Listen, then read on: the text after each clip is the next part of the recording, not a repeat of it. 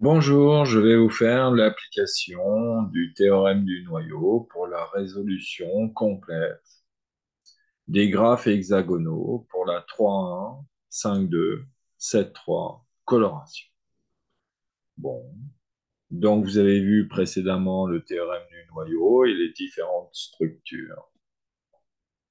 Alors commençons pour la 3,1 coloration des graphes hexagonaux. Donc là, A égale 3, B égale 1. Donc, on sait réduire trivialement tous les chemins de longueur supérieure ou égale à 2. Donc, le noyau du graphe, on enlève récursivement tous les chemins de longueur supérieure ou égale à 2, tous les sommets de degré 1 et 0 aussi. Et donc, on arrive à tout graphe hexagonal est équivalent à son noyau, qui est le graphe vide.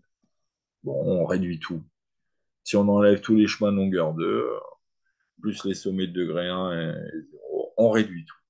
Donc, le noyau de tout graphe hexagonal est le graphe vide, qui est toujours AB colorable dès que A est supérieur ou égal à B.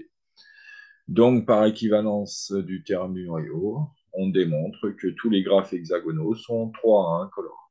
Bon, facile, mais pas une surprise, hein, beaucoup de gens le savent.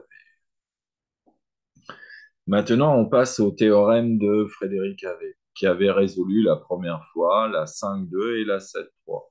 D'ailleurs, je me suis un peu inspiré de ces idées pour y arriver. Donc, pour la 5,2, bon, donc là, on prend les 5 structures que l'on sait enlever et on commence par le chemin. Donc, dans ce cas, la 5,2, A égale 5, B égale 2. Donc, N est supérieur ou égal à 4. Bon, la parité est toujours la même. Et dans le cas des stars, des graphes stars, des étoiles à trois branches, on voit qu'on sait réduire le cas où on a un S 3, 2, 1. Bon. Donc on sait résoudre ces trois configurations. Donc déjà, on élimine tous les chemins de longueur supérieure ou égale à 4 et tous les chemins de parité. Waouh, ça en fait beaucoup. Il reste plus beaucoup de cas. Et peut-être le graphe est que des hexagones où on a des chemins de longueur 3.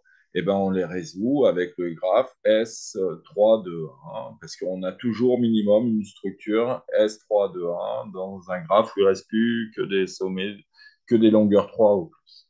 Donc, facile.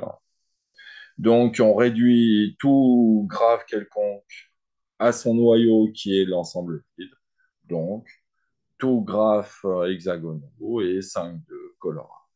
Ouais, celui-là aussi, c'était pas très dur à le généraliser. Maintenant, passons à la 7,3. Bon, ben forcément, c'est plus dur.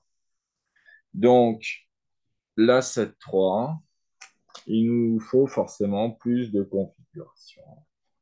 Donc, pour les chemins, on voit que c'est tous les chemins de longueur supérieure ou égale à 6 qu'on sait résoudre. Bon, la parité, ça ne change pas. Pour les graphes S, étoile à trois branches, star en anglais, eh ben, on sait résoudre tous les graphes S5, 2, 1 et aussi le graphe S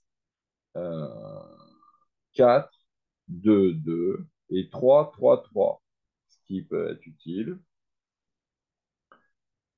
Mais ça ne servira pas trop. On se servira juste du S5 de 1 et du graphe H 1, 2, 4, 2, 1.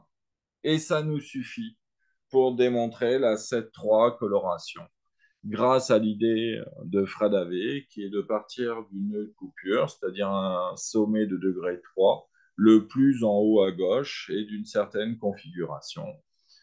Et puis après, on remarque en faisant tous les cas de figure à partir de cette anse, on tombait inévitablement sur une de ces configurations-là, qu'on sait résoudre à chaque fois.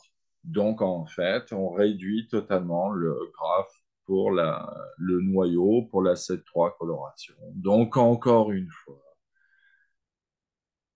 grâce au théorème du noyau, on démontre directement que tous les graphes 107.3 hexagonaux sont 7.3 colorants.